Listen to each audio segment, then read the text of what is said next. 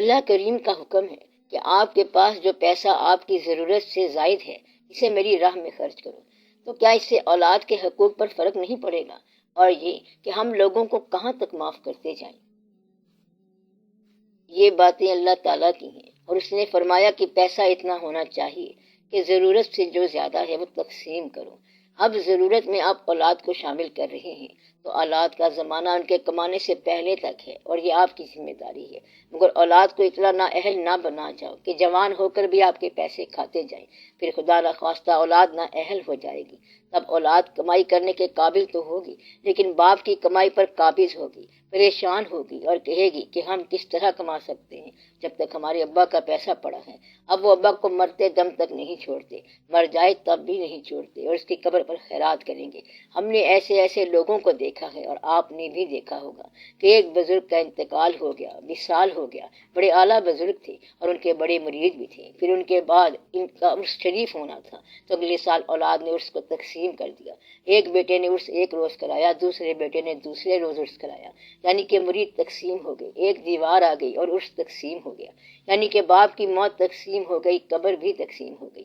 کہتا ہے کہ آج بڑے صاحبزادے صاحب نے عرس کر لیا ہے اور کل چھوٹے صاحبزادے صاحب عرس کرائیں گے، گویا کہ صاحبزادگان کئی عرس کرائیں گے۔ آپ کسی بزرگ کا نام لے لو، تقریباً سب بزرگوں کا نام لو سوائے داتا صاحب رحمۃ اللہ کے عرس کے، باقی تقریباً بزرگوں کے عرس کے بارے میں تشویش ہو رہی ہے، ایک یہاں عرس کروا رہا ہے، دوسرا وہاں عرس کروا رہا ہے، کہتا ہے کہ اس سے ہماری نہیں بنتی تو ایک آستانے پر عرس کرواتا ہے اور ایک گھر میں عرس کرواتا ہے۔ یہ واقعات ہوتے چلے آئے ہیں۔ نااہل اولاد جو ہے وہ اہل باپ کو اس حد تک پریشان کرتی ہے کہ اس کے جنازے کو بھی تقسیم کر دیتے ہیں۔ اس لیے آپ لوگ دعا کرو کہ اللہ تعالیٰ آپ کو اتنا اہل نہ بنائے کہ آپ اولاد کے لیے رقمیں چھوڑ جاؤ، بلکہ آپ اولاد کے لیے علم چھوڑ جاؤ، محنت کا جذبہ چھوڑ جاؤ۔ یہ نہ ہو کہ اگر بچے سے پوچھا جائے کہ آپ کو باپ کی سب سے اچھی کیا چیز پسند آئی تو وہ کہے کہ مرے تو پیسہ ملے۔ مطلب یہ کہ اولاد اس طرح نااہل ہو جاتی ہے۔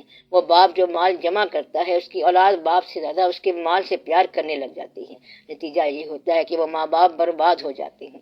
اس لیے مال ساتھ ساتھ تقسیم کرتے رہا کرو، کچھ مال اپنے لیے بھی جمع کیا کرو، اور جو مال خیرات کر جاؤ گے تو یہ مال آپ کو آگے چراغوں کی شکل میں جا کر ملے گا یا پھر راستے کی شکل میں ملے گا۔ اس لیے کسی کی حق تلفی نہیں ہوتی ہے۔ آپ اولاد کو تعلیم دے دو، راستہ دے دو، یقین دے دو، اور اولاد کی ذمہ داریاں پوری کرتے جاؤ حتیٰ کہ اولاد باشعور اور بالغ ہو جائے، اور جب اولاد بالغ ہو جائے تو آپ کہو کہ تم بھی وہ کرو جو ہم کرتے آ رہے ہیں۔ تو یہ ہے راستہ اور یہ ہے واقعہ۔ تو اولاد بالغ کب ہوتی ہے؟ جب وہ باپ سے تھوڑی سی اونچی آواز میں بات شروع کر دے۔ بس جب اولاد نے اپنی ٹیون میں اپنی سر میں بات کی یا باپ کی بات سے تھوڑا سا اختلاف کر دیا تو سمجھو کہ اولاد جوان ہو گئی۔ تو اب آپ جوان اولاد کو حکم دو اور راستہ سکھاؤ کہ یہ کمائی کا راستہ ہے، یعنی یہ بابا کی ہڈی ہے، اگر یہاں بیٹھنا ہے تو بیٹھ جاؤ۔ اس کو مال یا سرمایہ نہیں دینا، کیونکہ سرمایہ دار انسان اگر اپنی اولاد کو اپنے چھوڑے ہوئے سرمایہ کی وراثت دے جائے گا تو سرمایہ سے پیدا ہونے والا گناہ جو ہے اس کی ذمہ داری مالدار باپ پر بھی ہوگی۔ دوسری بات یہ کہ آپ کب تک معاف کریں، تو ہم نے کہا کہ اگر آپ کو معاف کرنے کی صلاحیت یا افادیت مل جائے تو اتنی دفعہ آپ معاف کرتے جائیں۔ یہ سوال صحابہ کرام رضی اللہ تعالیٰ عنہ نے حضور پاک صلی اللہ علیہ وآلہ وسلم سے کیا کہ یا رسول اللہ، ہم ایک غلام کی غلطی کو دن میں کتنی بار معاف کریں؟ تو آپ صلی اللہ علیہ وسلم نے فرمایا کہ کم از کم 70 مرتبہ تو معاف کرو۔ تو گویا کہ ایک شخص غلام ہو اور وہ غلطی کرے، آپ کا کہنا نہ مانے، تو اس کو کتنی دفعہ معاف کرو؟ ایک دن میں 70 مرتبہ معاف کرو۔ آپ صلی اللہ علیہ وآلہ وسلم نے معاف کرنے کی بات بتائی ہے کہ آپ لوگ کم از کم 70 مرتبہ دن میں اللہ کریم سے اپنے لیے معافی مانگا کرو، یعنی دن میں 70 مرتبہ استغفار پڑھو۔ 70 مرتبہ آپ کے استغفار پڑھنے سے آپ اپنی غلطیاں معاف کرا سکتے ہیں۔ کسی انسان کے ساتھ حضور پاک صلی اللہ علیہ وآلہ وسلم نے اپنے ساتھ ہونے والی کسی زیادتی کے بدلے میں ذاتی طور پر کبھی غصہ نہیں فرمایا۔ تو آپ صلی اللہ علیہ وسلم نے یہ راستہ بتایا ہے کہ اللہ تعالیٰ کا ارشاد ہے کہ آپ بدلہ لے سکتے ہو، آنکھ کا بدلہ آنکھ لے سکتے ہو، سر کا بدلہ سر، اور جان کا بدلہ جان لے سکتے ہو، لیکن اگر تم معاف کر دو تو یہ تمہارے لیے بہتر ہے۔ اب یہ تمہارے لیے کتنی مرتبہ بہتر ہے؟ ہر بار ہی بہتر ہے۔ جیسے وہ اپنی خوں نہ چھوڑیں گے، ہم اپنی وضع کیوں بدلیں؟ یعنی ادھر تو ظلم کرتا جا، ادھر ہم معاف کرتے جائیں گے۔ بلکہ اور بھی معاف کرتے چلے جائیں گے، کیونکہ تم ویسے بنے ہوئے ہو اور ہم ایسے بنے ہوئے ہیں۔ تو یہ اپنی اپنی ہو کی بات ہے۔ ایک بزرگ ایک جگہ کام کرتے تھے، کہیں بیٹھے ہوئے تھے کہ بچھو ڈسنے لگ گیا۔ بچھو نے ڈسا اور آپ دیکھتے جا رہے ہیں، تو آپ یہ دیکھیں کہ ظالم کی خوف کب تک ہے۔ کہتا ہے کہ اس کی خوف تو آپ دیکھ رہے ہو، لیکن آپ کیا کر رہے ہیں؟ تو وہ کہتا ہے کہ میں اس کے لیے دعا کر رہا ہوں۔ مدعا یہ ہے کہ وہ اپنا کام کرتا جائے اور آپ اپنا کام کرتے جائیں۔ یہ ہے معاف کرنے کی بات۔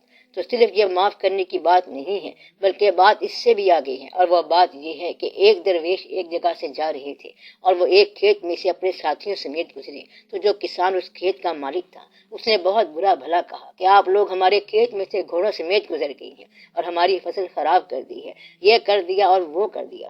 وہ الٹا پلٹا بولتا رہا۔ وہ بزرگ گھوڑے سے اترے اور وہ کسان جو آپ کو گالیاں دیتا تھا اس کے ساتھ بغل گیر ہوئے اور اسے فیض دے دیا۔ وہ جو مریض خاص ساتھ تھے وہ کہنے لگے کہ ہمیں تو فیض نہیں دیا اور اس کا تو آپ نے رنگ ہی بدل دیا ہے۔ آپ نے فرمایا کہ بات یہ ہے کہ جو کچھ اس کے پاس تھا اس نے مجھے مکمل طور پر دیا ہے، اور جو کچھ میرے پاس ہے میں بھی مکمل دے کر جاؤں گا۔ اس لیے دیکھنا یہ ہے کہ ظالم اگر ظلم سنسیئرلی کرتا جا رہا ہے تو آپ اسے سنسیئرلی معاف کرتے جائیں۔ آپ کے پاس جو کچھ ہے وہ آپ پیش کریں، کیونکہ اس کے پاس تو ظلم ہے اور وہ اس نے پیش کیا ہے۔ اگر آپ ظلم کا بدلہ چاہتے ہیں تو پھر آپ یہ دیکھ لیں کہ کبھی آپ نے جو ظلم کیا ہوگا تو اس کا بدلہ بھی واپس آ جائے گا۔ اس لیے معاف کر دینے کی کوئی حد نہیں ہے، اور چاہے جتنی مرضی مرتبہ معاف کرو، 1000 مرتبہ معاف کرو، بلکہ راز یہ ہے کہ اس کو آپ نے معاف نہیں کرنا ہے بلکہ اپنے آپ کو معاف کرنا ہے۔ ظلم کرنے والا تو ایک دفعہ کرتا ہے، اور آپ اس ظلم کو یاد کر کر کے ہر روز ظلم کرتے ہیں، اور اگر آپ اس کو معاف کر دیں تو پھر اس طرح آپ اپنے آپ کو معاف کر دیں گے، صاف کر دیں گے اور آزاد ہو جائیں گے۔ آپ کو یاد نہیں رہے گا کہ اس نے جو ظلم کیا ہے وہ کون سا ظلم اور کس کا ظلم ہے اور کس نے کیا تھا۔ معاف کرنے والے کو یہ یاد نہیں رہے گا کہ کس نے کیا زیادتی، کہ کس نے کیا زیادتی کی تھی۔ کہتا ہے کہ ہم نے جب یہ سنا کہ اس نے زیادتی کی ہے تو ہمیں افسوس ہوا کہ یہ کیا ہے۔ تو معاف کرنے والے کہنے لگے کہ افسوس کی بات کوئی نہیں ہے، کیونکہ وہ بیچارہ ان پڑھ نالائق آدمی ہے۔ تو کسی پیغمبر کو کئی انسانوں نے نہیں مانا، اور نہ ماننے والے کہتے تھے کہ ہم پہ جادو کر دیا ہے، سحر کر دیا، کبھی مجبور کر دیا اور کبھی کچھ کر دیا۔ ماننے والے کہتے تھے کہ ٹھیک بات ہے، وہ سنتے تھے اور پہچانتے تھے۔ تو اللہ کے ساتھ جن لوگوں کا تعلق جتنا زیادہ ہوتا ہے ان لوگوں میں معاف کرنے کی صلاحیت اتنی ہی زیادہ پیدا ہو جاتی ہے، اور جس کا اللہ سے تعلق نہیں ہوتا ہے وہ اپنا بدلہ آپ لیتا ہے، بلکہ بدلے میں پھر ظالم ہو جاتا ہے۔ تو ظالم سے بدلہ لیتے وقت مظلوم بھی ظالم ہو جاتا ہے، اس لیے آپ لوگ اس شعبے سے ہی بچو۔ ایک اور جگہ اللہ نے فرمایا ہے کہ غصہ نہ کرنے والے لوگ اور لوگوں کو معاف کر دینے والے لوگ اور احسان کرنے والے لوگ اللہ کو پسند ہیں۔ تو احسان کا مطلب یہ ہے کہ ظالم کو معاف کر کے اس کو تھوڑی سی چائے بھی پلا دو، تو پھر یہ احسان ہے۔ مقصد یہ ہے کہ احسان آپ ایسا کرو کہ بدی کو نیکی سے دفع کرو۔ بدی کبھی بدی سے دفع نہیں ہوتی۔ یہ بدی کی خوبی ہے کہ بدی جب بھی دفع ہوگی تو نیکی سے ہوگی، ظلم جب بھی دفع ہوگا رحم سے ہوگا۔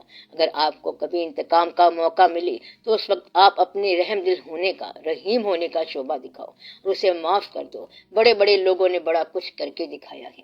یہ تو عام کہانیوں میں بھی مثال ملتی ہے کہ جب قاتل مہمان کے روپ میں گھر آ گیا تو وہ کہتا ہے کہ جا میں تجھے معاف کر دیتا ہوں، کیونکہ تو ہمارے گھر مہمان جو آ گیا ہے۔ تو ہمیں مہمان کی تواضع کرنی ہے، ہر چند کہ تو قاتل ہے پھر بھی ہم نے تمہیں معاف کر دیا۔ ایسا واقعہ ہوا کہ حضور پاک صلی اللہ علیہ وآلہ وسلم نے ارشاد فرمایا کہ آج میں قتل معاف کرتا ہوں، تو آپ صلی اللہ علیہ وسلم نے اپنے چچا کا قتل معاف کر دیا۔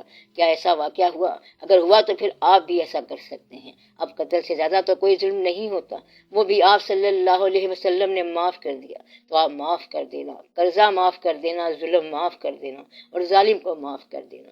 تو ظالم کو کتنی دفعہ معاف کر دینا چاہیے؟ ایک دن میں 70 دفعہ۔ تو بات یہ ہے کہ معاف کرنے والا ایک مزاج ہے اور انتقام لینے والا ایک مزاج ہے۔ اگر آپ اپنا مزاج معاف کرنے والا بنا لیں تو پھر آپ کو مشکل کوئی نہیں ہوگی، کیونکہ یہ آپ کا مزاج ہوگا۔ تو پھر آپ کے خون کے اندر ٹیمپریچر بڑھ نہیں جائے گا، وہ آپ کا کچھ نہیں کر سکتا۔ وہ کہتے ہیں کہ کتے کی آواز سے گداگر کا رزق کم نہیں ہوتا، آواز سگاں کم نہ کن رزق کے گدارا۔ بس آپ چلتے جائیں، وہ جو مرضی کہتا ہے آپ اپنا راستہ چلتے جائیں اور لوگوں کی آپ پرواہ نہ کریں۔ آپ اللہ کے راستے پر جا رہے ہیں تو اللہ کے راستے پر چلتے جائیں۔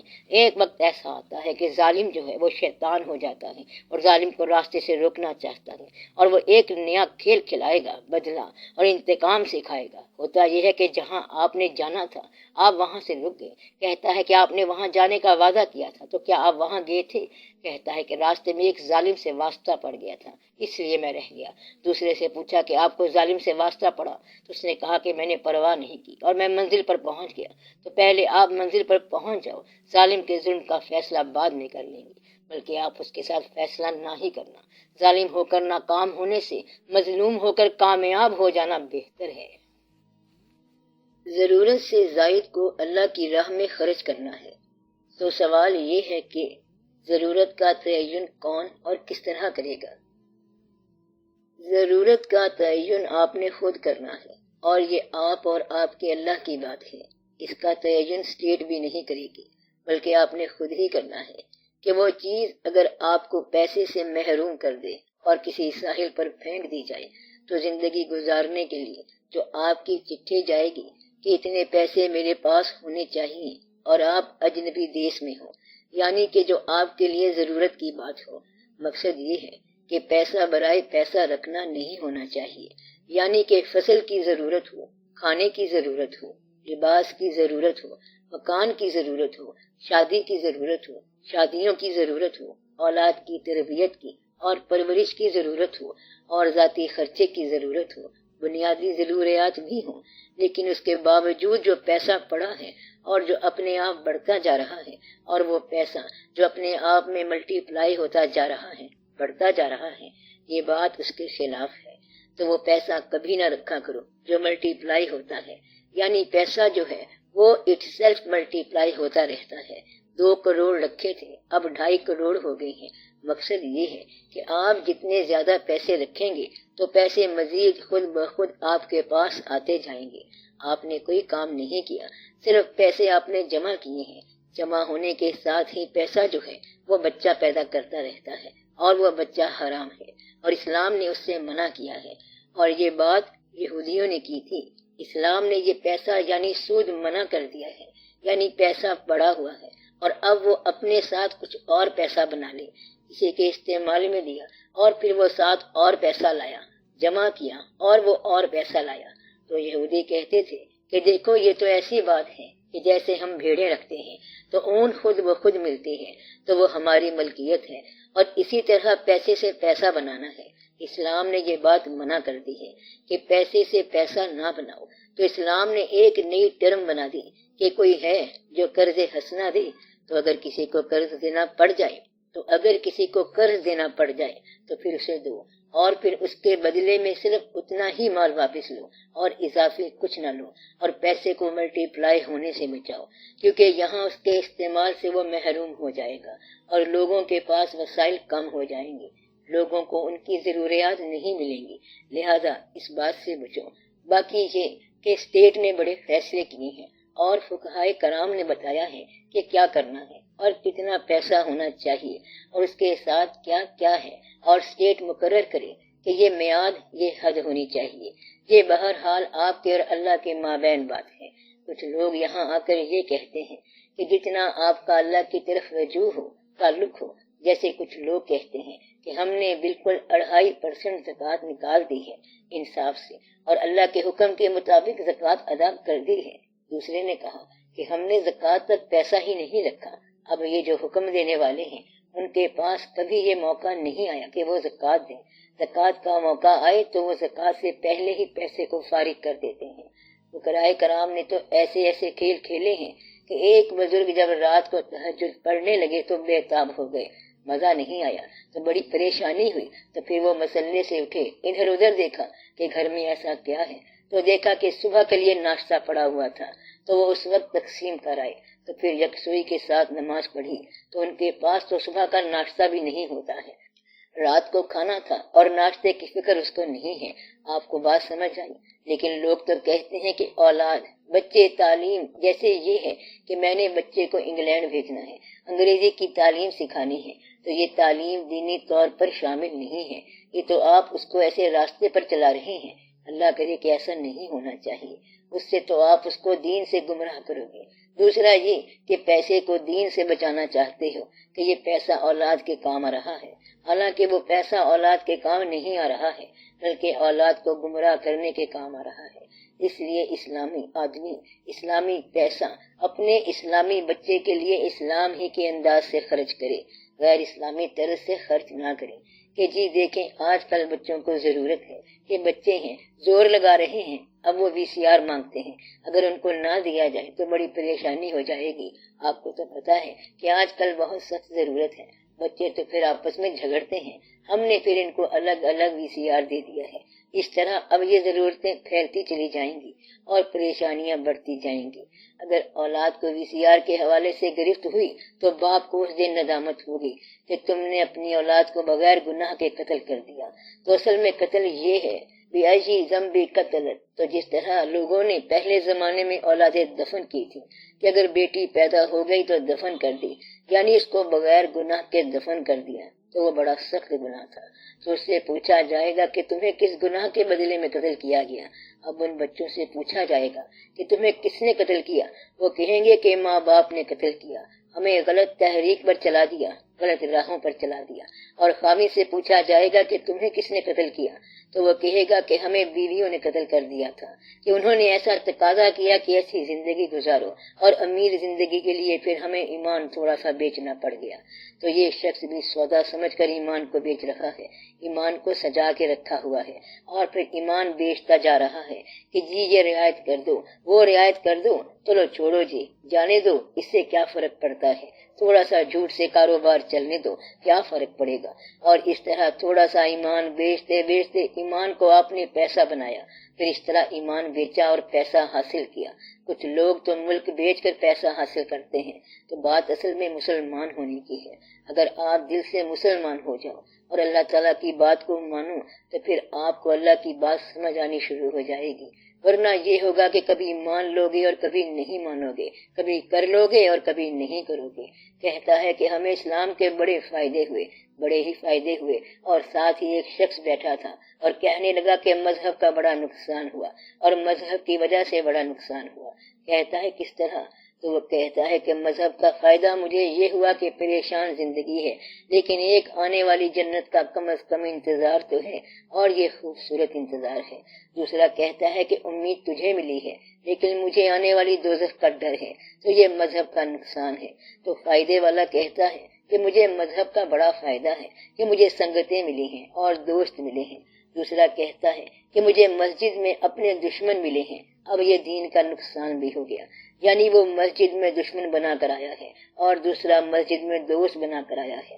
یہ کہتا ہے کہ ہمیں اللہ ملا جو ہماری باتیں پوری کرتا ہے، ارمان پورے کرتا ہے، اور دوسرا کہتا ہے کہ ہمیں جو اللہ ملا اس نے میری ایک دعا بھی منظور نہیں کی ہے۔ اب یہاں مذہب کا فائدہ بھی ہوا اور مذہب کا نقصان بھی ہوا۔ ماننے والے کو فائدہ ہی فائدہ ہے، چاہے کوئی بھی بات پوری نہ ہو، اور آپ نے دل سے نہیں مانا اس لیے نفع نقصان کی باتیں سوچتے ہو۔ نفع نقصان سوچنے والا کبھی بھی نہیں مان سکتا۔ میں آپ کو یہ نصیحت کرتا رہتا ہوں کہ آپ نے نفع اور نقصان کے اندر اللہ کریم کو ماننا ہے۔ آپ اپنے آپ کو جب ماننے والا بنا لو گے تو نہ کوئی نفع ہے، نہ سود ہے اور نہ زیاں ہے، نہ سود ہے نہ زیاں، لا الہ الا اللہ، یعنی نہ کوئی نفع ہے، نہ سود ہے، نہ زیاں ہے، بلکہ صرف لا الہ الا اللہ ہے۔ تو نفع نقصان جو ہے یہ غیر کا کام ہے کہ اللہ کو نفع کے لیے ماننا اور پھر نقصان کے وقت اللہ کو چھوڑ دینا۔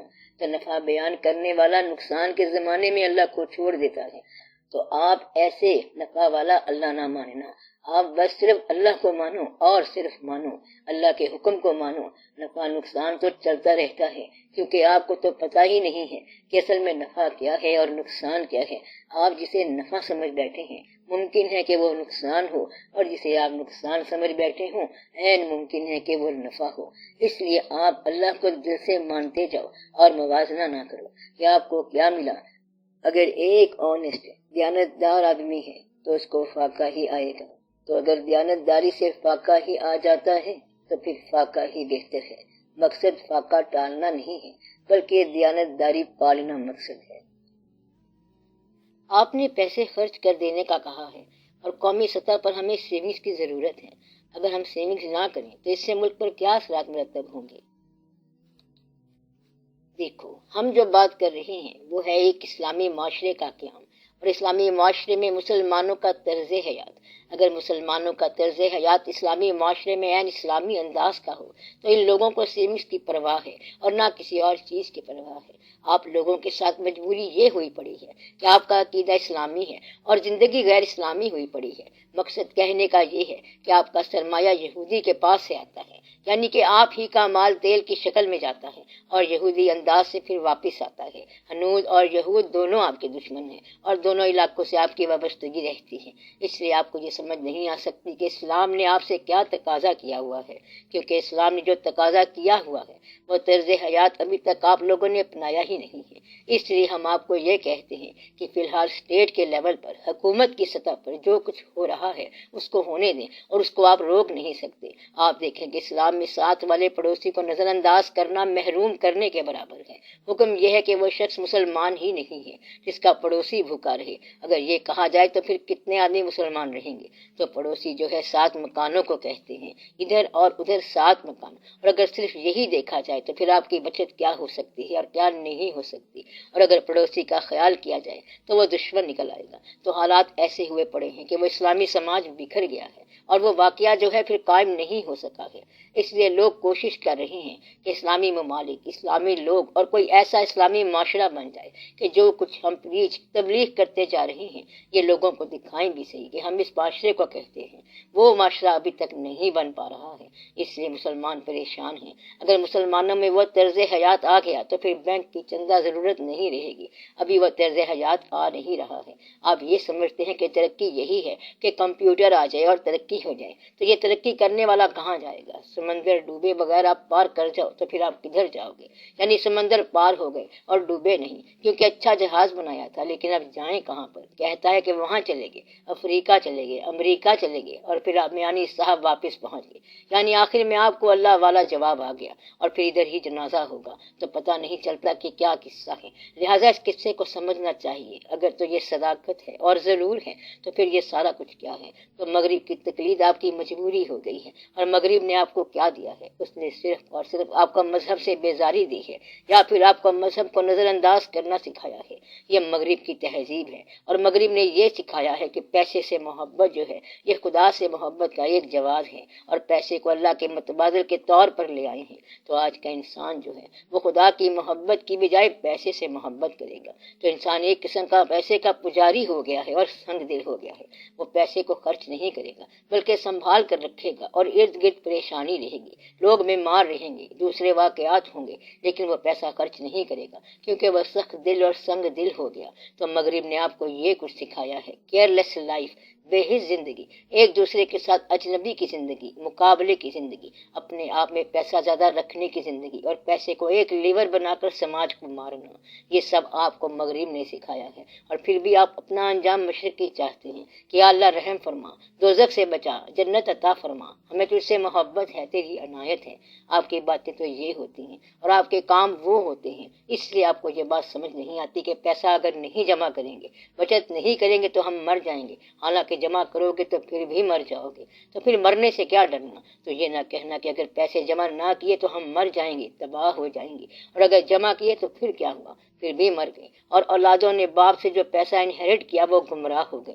تو میں آج کل کی بات نہیں کر رہا ہوں، بلکہ میں آپ کو یہ بتا رہا ہوں کہ یہ آئیڈیل بات ہے، اور ایسا ہونا چاہیے، اور ایسا معاشرہ ہونا چاہیے کہ بچت جو ہے اس میں اندیشہ نہ پیدا کرے۔ اگر بچت ہو تو کسی نیک کام کے لیے ہو کہ ہم پیسے جمع کر رہے ہیں اور ہم نے حج کے لیے جانا ہے، یہ تو بچت ہو گئی۔ آپ نے کسی اور کو حج کرانا ہے تو یہ بچت صحیح ہے، یا آپ جو پیسے خرچ کر رہے ہیں یہ نیکی کے لیے کر رہے ہیں؟ تو پیسہ برائے پیسہ، چاہے وہ جمع ہو یا تفریق ہو، دونوں ہی خطرناک ہیں، اور پیسہ اگر نیکی کے لیے جمع ہو یا خرچ ہو تو دونوں ہی ٹھیک ہیں، اور یہ نیکی کی بات ہے۔ ہمارے ذہنوں میں پیسہ ایسا سوار ہو گیا ہے کہ نکلتا ہی نہیں ہے۔ ایسے میں ہم کیا کریں؟ اصل میں آپ کے ذہنوں میں 2 باتیں سوار ہیں۔ ایک تو آپ لوگوں پر آرٹیفیشل، مصنوعی معیار زندگی سوار ہو گیا ہے، اور یہ ہے آپ کا معیار زندگی۔ اب ہر آدمی یہ بیان کرتا جا رہا ہے کہ حضور پاک صلی اللہ علیہ وآلہ وسلم لباس میں پیمند لگایا کرتے تھے اور پیمند والا لباس پہنا کرتے تھے۔ آپ میں سے کوئی صاحب حیثیت مسلمان جو صاحب مرتبہ ہو ابھی تک پبلک میں پیمند والا لباس پہن کر نہیں آیا، اور حدیث بیان کرتے جا رہے ہیں کہ یہاں پر حضور پاک صلی اللہ علیہ وآلہ وسلم نے یہ فرمایا، مگر لوگ عین وہی کرتے جا رہے ہیں۔ اسی طرح ہر آدمی بیان کرتا ہے کہ حضور پاک صلی اللہ علیہ وآلہ وسلم نے جہیز میں اپنے دختر نیک اختر کو یہ عطا فرمایا تھا۔ یہ چیزیں آپ صلی اللہ علیہ وسلم نے عطا فرمائی تھیں، مسلح ہے، چکی ہے اور کھجور کی چٹائی ہے، اور اس تقلید میں ایسا کام کسی نے نہیں کیا، جبکہ بیان حضور پاک صلی اللہ علیہ وآلہ وسلم کی زندگی ہو رہی ہے۔ تو کہنے کا مطلب یہ ہے کہ جب وہ طرز حیات آتی ہے تو آپ لوگ وہ طرز حیات اپناتے نہیں ہو اور صرف طرز خیال لیتے ہو۔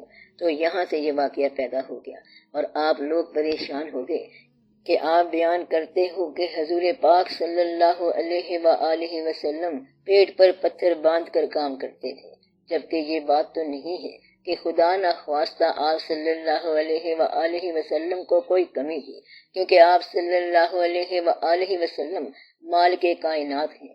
انہوں نے یہ بتانا تھا کہ ایز اے مین، انسان ہونے کی حیثیت سے ہم یہ کام کر رہے ہیں، تو اللہ کے راستے پر چلنے والے آپ لوگ یہ بھی کام کر سکتے ہیں، اور آپ لوگ اللہ کے راستے پر چلنا چاہتے ہیں لیکن یہ کام نہیں کر سکتے، بلکہ یہ کہتے ہیں کہ آپ کے مکانوں کی اور خوبصورتی ہونی چاہیے۔ اس لیے یہ جو درمیان میں تضاد ہے، یہ جب تک نکلے گا نہیں آپ کو بات سمجھ نہیں آئے گی۔ تو پیسہ آپ پر اس لیے سوار ہوا کہ آپ نے کسی اور کو سوار ہی نہیں ہونے دیا، تو پیسہ ایک قسم کی سزا کے طور پر آپ پر سوار ہوا ہے، کیونکہ آپ نے اصلی سوار کو نہیں پہچانا کہ اصلی سوار کون ہے اور کس کے لیے آپ زندگی بسر کر رہے ہو۔ اگر آپ اللہ کے خیال میں قائم ہو جاؤ تو کوئی چیز آپ پر سوار نہیں ہو سکتی اور ہر جن اتر جائے گا، بشرط کہ آپ اللہ کے خیال میں چلے جاؤ، اس کی لگن میں چلے جاؤ، تو پھر آپ پر کوئی بوجھ نہیں آئے گا۔ دنیا کا خیال بوجھ ہے، جس کو دین کی محبت کم ہو جائے گی اس کو دنیا کی محبت بڑھ جائے گی۔ کہتے ہیں کہ اللہ کی محبت کم ہو جائے تو پیسے کی محبت بڑھ جاتی ہے۔ یہ بات پرانے زمانے سے چلی آ رہی ہے کہ ایک اللہ ہے اور دوسرا دولت کا دیوتا ہے، تو جو دولت کے دیوتا کا پجاری ہوتا ہے وہ خدا کا پجاری نہیں ہو سکتا، کیونکہ یہ خود دولت کا دیوتا بن جاتا ہے اور لوگ اس کی پوجا کرتے ہیں، اور اس کا کام ہے گننا، جمع اور مال۔ اب ہم یہ بھی نہیں کہتے کہ غریبانہ زندگی بسر کرو، کماؤ اور کمانے کی صلاحیت پیدا کرو اور ضرور کماؤ، لیکن تقسیم کرنے کا بھی حوصلہ پیدا کرو اور کسی محروم کو کھلاؤ اور دیتے چلے جاؤ، کیونکہ آگے چلے جانا ہے اور پھر آپ کو یہ بات سمجھ آئے گی کہ نہیں بیگانگی اچھی رفیق راہ منزل سے، ٹھہر جا اے شرر ہم بھی تو آخر مٹنے والے ہیں۔ تو آپ کا دوست بھی تباہ ہوتا جا رہا ہے اور مرنے کے قریب ہے، اور آپ نے بھی مرنے کے قریب ہو جانا ہے۔ اس سے پہلے کہ آپ دونوں مرنے کے قریب آئیں، دونوں یہاں آپس میں ہی قریب ہو جائیں، اس طرح شاید وہ بھی بچ جائے اور آپ بھی بچ جائیں۔ آپ لوگ اس بات کا دھیان کرو اور ضرور دھیان کرو۔ تصوف میں وحدت الوجود کا اکثر ذکر آتا ہے۔ کیا یہ فلسفہ ضروری ہے؟ کیونکہ صحابہ کرام سے تو یہ ثابت نہیں۔ اس کے لیے پہلے تو یہ بتانا پڑے گا کہ وحدت الوجود کیا ہوتا ہے اور ہوتا بھی ہے کہ نہیں ہوتا۔ آپ لوگ ان بحثوں میں نہ پڑا کرو، آپ کا کام ہے چلتے جانا۔ وحدت الوجود کیا ہے اور وحدت الشہود کیا ہے؟ ایک میں دو ہے، دو میں چار ہے، ایک ہی دو ہوتا ہے اور ایک ہی چار ہوتا ہے کہ نہیں ہوتا؟ کثرت کیا ہے، وحدت کیا ہے، وہ کیا ہے، ہم کیا ہیں، یہ کیا ہے اور وہ کیا ہے؟ آپ ان بحثوں میں نہ پڑا کرو۔ اگر آئینہ آئینے کے روبرو ہو تو جلوہ کہاں ہے، عکس کہاں ہے؟ یہ لمبی کہانی ہے۔ یہ بات علم کے طور پر بیان نہیں ہوتی بلکہ مشاہدے کی بات ہے۔ مسلمانوں کے فکری زوال کے اسباب کیا ہیں؟ کیونکہ گزشتہ 300 سالوں سے مسلمانوں میں کوئی نامور سائنسدان پیدا نہیں ہوئی، کہیں یہ مسلمانوں کے زوال کا دور تو نہیں ہے؟ آپ اس پوزیشن کو مانیں ہی نہ اور اس کو زوال کہیں ہی نہ۔ زوال اور عروج جو ہوتا ہے یہ چھوٹی منزلوں کے لیے ہے، جیسے 10 سال اس کو مل گئے، 10 سال اس کو مل گئے اور عروج ہو گیا یا زوال ہو گیا، یعنی ایک صدی کو عروج ہو گیا اور دوسری صدی کو زوال ہو گیا۔ اب ایک ہیرا بننے کے لیے 1000 سال چاہیے، اس کے عروج اور زوال کی کہانی ہی اور ہے، ستاروں کے عروج اور زوال کی کہانی اور ہے، اس لیے اسے ہم مسلمانوں کا زوال نہیں کہہ سکتے، ابھی یہ کہانی اور ہے۔ لمبی مسافرت کے لیے عروج اور زوال کا پیمانہ یہ نہیں ہوتا جو عام پیمانہ پیمانہ ہے، سر درد کا کوئی پیمانہ نہیں ہوتا۔ خدا نہ خواستہ سر آگے پیچھے ہو جائے تب بھی زوال نہیں کہا جا سکتا۔ ایک بھی مسلمان زندہ بچ گیا تو پھر وہ ساری دنیا کے اندر انقلاب پیدا کر دے گا۔ بس ایک سول چاہیے، ایک شخصیت چاہیے۔ تو یہ ایسی کہانی ہے کہ آپ اس کا کوئی فیصلہ نہیں کر سکتے کہ عروج کیا ہوا۔ سائنسدان کا پیدا نہ ہونا عروج کا باعث بھی ہو سکتا ہے۔ ویسے اسلام اپنی حفاظت خود آپ کرتا ہے، اس کی فکر نہیں کرنی چاہیے۔ باقی یہ کہ مسلمانوں میں سائنسدان ہوئے اور اب بھی ہیں، پہلے بھی ہوئے، ورلڈ فیم کے سائنسدان ہوئے، نوبل پرائز والے ہوئے اور واقعات بھی ہوئے۔ انسان کو یہ پتہ چلتا جا رہا ہے کہ کائنات کی ایک طاقت جو ہے وہ ایک خدا ہے، ایک کریٹیو انرجی ہے، ایک تخلیق کار انرجی ہے، ایک تخلیق کار انرجی ہے۔ اس کو ہم زوال نہیں کہہ سکتے۔ زوال کسی بادشاہ کا ہو سکتا ہے یا جو بادشاہوں کے ادارے ہیں ان کو زوال آ سکتا ہے، مسلمانوں کو کبھی زوال نہیں آیا۔ یہی تو خوبی ہے، اللہ تعالیٰ نے فردن فردن ماپنا ہے اور ہر ایک کی فردن فردن جواب دہی ہے، اور جو اجتماعی سطح پر جواب دہی ہے ہم اس معیار کو جج نہیں کرتے۔ یہ بین الاقوامی معیار ہے، ہمارا معیار ہی اور ہے۔ مثلا ایک آدمی جو ہے یا ایک ادارہ جو ہے یا ایک قوم جو ہے وہ بڑی ترقی یافتہ ہوئی ہے اور انجام اس کا دوزخ ہے، تو وہ کیا ترقی یافتہ ہوئی؟ مقصد یہ کہ سائنس نے بہت ترقی کر لی اور سائنس نے ہیروشیما پر ایٹم بم پھینک دیا، اب اس کے اندر لاکھوں انسان مر گئے تھے، یعنی کہ یہ سائنس کا ایک شعبہ ہے۔ سائنس نے فریج بنائی، سائنس نے ایئر کنڈیشن بنائی، ہسپتال بنائی، ایک مریض کی جان بچانے کے لیے سائنس 20 مہینے آپریشن کرتی رہی اور بڑی بڑی دوائیوں کے نسخے ایجاد کرتی رہی ہے، اور جب سائنس نے کروٹ لی ہے تو لاکھوں انسان منٹ میں برباد کر دیے۔ اس لیے سائنس کی ترقی جو ہے یہ ترقی بھی نہیں ہے۔ اس وقت سائنس کے اندر ڈسٹروائے کرنے کی فیسلٹی، تباہ کرنے کا سامان بہت زیادہ ہے۔ تو جو سائنس پریزرو کر رہی تھی، تحفظ کر رہی تھی، وہی سائنس ڈسٹروائے کر رہی ہے، تباہ کر رہی ہے۔ تو یہ پریزرو بھی ہے اور ڈسٹروائے بھی ہے۔ یہ انسان کو بچاتی ہے اور انسان ہی کو مارتی ہے۔ مذہب کہیں بھی ہو، اسلام ہو یا کوئی اور مذہب، مذہب میں مارنے کی یہ صلاحیت نہیں ہے۔ مذہب اپنے راستے میں رکاوٹ پیدا کرنے والے کو ہٹاتا ہے۔ اتنی ہول سیل ڈیتھ، اتنی وسیع موت مذہب کبھی نہیں لایا۔ مذہب پھر بھی خدا ترس ہوتا ہے، چاہے وہ جہاں بھی ہو، مذہب کی حکومت جہاں بھی ہو، ایسا واقعہ کبھی نہیں ہوا۔ چلو اندازہ لگاؤ کہ بھارت کے ساتھ جنگ میں بے شمار تباہیاں ہیں، لیکن اس میں مشکل سے 1000-2000 آدمی مرے ہوں گے، اور دنیا کی جنگ عظیم پہلی نے اتنی تباہی مچائی، اس تباہی کا آپ اندازہ لگاؤ کہ کتنے آدمی مرے ہوں گے۔ ایک پولیس آپریشن میں اس سے زیادہ مر جاتے ہیں۔ افغانستان میں زیادہ آدمی مر گئے، ایک مائگریشن میں انڈیا اور پاکستان کے اندر زیادہ آدمی مر گئے۔ ورلڈ وار جو ہے اس میں شہروں کے شہر برباد ہو گئے، کل بندے جو ہیں وہ چند لاکھ ہی ہوں گے۔ تو سائنس کی کامیابی کو ہم کامیابی نہیں کہیں گے۔ سائنس نے انسان کی بڑی خدمت کی ہے، بلکہ بڑی ہی خدمت کی ہے۔ مثلا دل کا آپریشن کر دیا، گردے کا آپریشن کر دیا، لیکن انسان کو تباہ بھی کر دیا۔ اس لیے ہم یہ کہہ نہیں سکتے کہ مسلمانوں کے زوال کے کیا اسباب ہیں، کیونکہ میں تو ذاتی طور پر اس کو زوال مانتا ہی نہیں ہوں۔ دیکھتے ہیں کہ آپ اس کو کیا مانتے ہیں۔ ایک آدمی نے دوسرے سے کہا کہ مجھے لگتا ہے کہ آپ اپنے مقام سے گر گئے ہو۔ کہتا ہے کہ کون سے مقام سے گرا ہوں؟ کہتا ہے چوتھے آسمان کا مقام تھا اور آج آپ زوال میں آ گئے۔ اس نے کہا دیکھو بابا جی، جب میں چوتھے آسمان پر تھا اس وقت تو آپ نے مجھے بتایا نہیں، اور اب زوال پر آپ مجھے بتا رہے ہیں۔ اب مجھے وہ عروج کا زمانہ تو بتاؤ کہ وہ کیا تھا۔ آپ مسلمانوں کے کون سے زمانے کو عروج کا زمانہ کہیں گے کہ وہاں اس وقت کیا تھا اور اب نہیں ہے؟ تو مسلمانوں کے پاس عروج کا کون سا زمانہ تھا؟ یہ تو آپ نہیں بتا سکتے کہ وہ عروج کا زمانہ تھا اور اب وہ زمانہ نہیں ہے۔ آپ نے 300 سال پہلے کا زمانہ بتایا ہے۔ 300 سال پہلے کے زمانے میں مسلمانوں کے یہاں پر بادشاہت تھی، بادشاہ لوگ ہوتے تھے اور مسلمان اکیلے کے لیے نمازیں پڑھتے تھے۔ درویش لوگوں کا اپنا طریقہ تھا، کون سی درس گاہیں تھی اور کیا ادارے تھے۔ آپ یہ چیزیں دیکھ لو کہ وہ کیا تھے۔ اب مسلمان مجموعی طور پر پہلے سے بہتر ہیں۔ آپ کے پاس سارا پاسٹ، ماضی کا علم اور سارا فیوچر، مستقبل کا منصوبہ ہے۔ یہ دور جو ہے یہ تقریباً بہتر ہوا ہے۔ آج کل کے زمانے کے حساب سے آپ ٹھیک جا رہے ہیں۔ اللہ آپ کو مرتبے دیتا جا رہا ہے۔ اب ساری دنیا آپ کو نظر انداز نہیں کرتی۔ دیکھنا یہ ہے کہ کیا آپ اسی اللہ کو مانتے ہو جس نے تمہیں بنایا اور اس دنیا کو بنایا۔ تو پھر مسلمانوں کا کوئی زوال نہیں ہوا۔ مسلمانوں کا زوال اس دن ہوگا جب ان کے دل سے عشق نبی صلی اللہ علیہ وآلہ وسلم نکال دو، اور یہ برہمن کی چال ہوگی۔ تو ایسا اب تک نہیں ہوا اور مسلمانوں کا زوال نہیں آیا۔ یہ زوال ایسے نہیں ہوتا کہ 2 سال میں آ جائے یا 4 سال میں آ جائے، یہ پورے کا پورا ایک لمبا راؤنڈ ہے۔ آپ اندازہ لگاؤ کہ مسلمانوں نے کمال کر دی کہ ایک سلطنت کریٹ کر دی، پاکستان بنا بھی دیا اور توڑ بھی دیا، تو یہ کریٹ کرنا جو ہے یہ کمال ہے، اور مسلمان کے پاس بڑی بڑی خوبیاں ہیں، اور یہ بات دنیا والے جانتے ہیں۔ آپ گیمز میں لے لو یا دوسرے واقعات میں لے لو، کریٹیو آرٹس بڑے ہیں، تخلیقی آرٹس بہت ہیں، سائنس کو بھی ڈیولپ کرتے جا رہے ہیں، تو مسلمان جو ہیں یہ نظر انداز نہیں ہوں گے۔ بات یہ ہے کہ جو بھی نئی چیز ایجاد ہوتی ہے، علماء کرام کہتے ہیں کہ یہ تو قرآن پاک میں بڑے عرصے سے لکھا ہوا ہے، اور یہ اصل میں ہمارے قرآن پاک سے لے کر ایجاد کی گئی ہے۔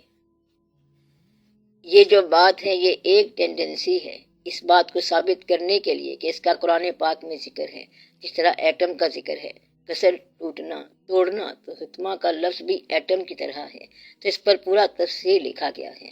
اگر کلام پاک میں کسی بات کا ذکر نہ بھی ہو تو بھی اللہ پاک جو ہے وہ ایک براڈر آؤٹ لائن آپ کو دیتا ہے، ایک وسیع تناظر دیتا ہے۔ ایک آدمی کا دوسرے کے ساتھ جھگڑا ہو گیا، کہتا ہے کہ چاند پر آدمی چلا گیا، دوسرا کہتا ہے کہ یہ کلمہ کفر ہے، بھلا چاند پر بندہ کیسے جا سکتا ہے؟ تو وہ کہتا ہے کہ چاند پر گیا بھی کافر ہے، تو وہ کہتا ہے کہ اوہ اس نے ہمارا چاند ناپاک کر دیا۔ جس طرح ہمارا چاند ہے اسی طرح کافروں کا بھی چاند ہے، بس سحر الشمس والقمر، یہ انسان کے بارے میں ہے کہ وہ فتح کرتا چلا جائے گا۔ اب یہ بات تو نہیں ہے چاند آپ کی کوئی مسجد تھی کہ اس میں کوئی نجس کتا چلا گیا، ایسی بات ہرگز نہیں ہے۔ اللہ تعالیٰ کی زمین ہے اور اللہ تعالیٰ کے آسمان ہیں، اور اللہ کے بندے اس میں کھیل کرتے جا رہے ہیں، آپ بس دیکھتے جائیں۔ ماننے والے آپ ہی لوگ ہیں، آپ لوگ شکر کرو کہ آپ کو دین ملا اور باقی لوگوں کو دنیا ملی، اور وہ دنیا کے شعبوں میں ترقی کرتے جا رہے ہیں، اس میں فکر کی کوئی بات نہیں ہے۔ علماء کرام کے پاس جتنا علم ہے ٹھیک ہے، آپ لوگ بھی ان کے ساتھ ضدی بات نہ کرو، بلکہ ان کو کرنے دو جو وہ کرتے ہیں۔ آپ اپنا اسلام پھیلاتے جاؤ اور ترقی کرتے جاؤ۔ عبدالسلام جب سائنس میں کامیاب ہوا تو اس سے پوچھا گیا کہ آپ کو یہ اتنی بڑی اچیومنٹ کیسے حاصل ہوئی؟ تو یہ شروع میں اس کا بیان تھا کہ اٹ از بیکاز آف اسلام، کہ مجھے اسلام کی وجہ سے یہ کامیابی حاصل ہوئی، حالانکہ وہ قادیانی ہے، غیر اسلامی ہے۔ اب یہ جو بات ہے اب اس میں سارا واقعہ ہی غور و فکر والا ہے کہ جب سائنس کا ذکر آتا ہے تو اس کو دا بیسٹ آف پاکستان کہہ دیا جاتا ہے، اور جب عقیدے کا ذکر آتا ہے تو اسے کافر کہہ دیا جاتا ہے۔ کافر کب سے کہنا شروع کر دیا اور کیوں کہنا شروع کر دیا؟ یہ عقیدہ ایسا ہے کہ نہیں ہے، ان سے پوچھو کہ نہ پوچھو، بس یہ لمبی کہانیاں ہیں۔ میں یہ نہیں کہتا کہ وہ مسلمان ہیں کہ نہیں ہیں، حالانکہ وہ مسلمان نہیں ہیں۔ جو فقہ نے فیصلہ کیا ہے وہ صحیح فیصلے ہیں ہوں گے، لیکن یہ ہے کہ کبھی کبھی اسے مسلمان مان لیتے ہیں کہ مسلمانوں کے اندر وہ ایک ایسا جلیل القدر سائنسدان پیدا ہوا، حالانکہ وہ ایسا واقعہ نہیں ہے۔ بہرحال مسلمانوں کو زوال نہیں ہے، یہ پکی بات ہے، اس لیے آپ لوگ مسلمانوں کے زوال کے اسباب نہ تلاش کیا کریں۔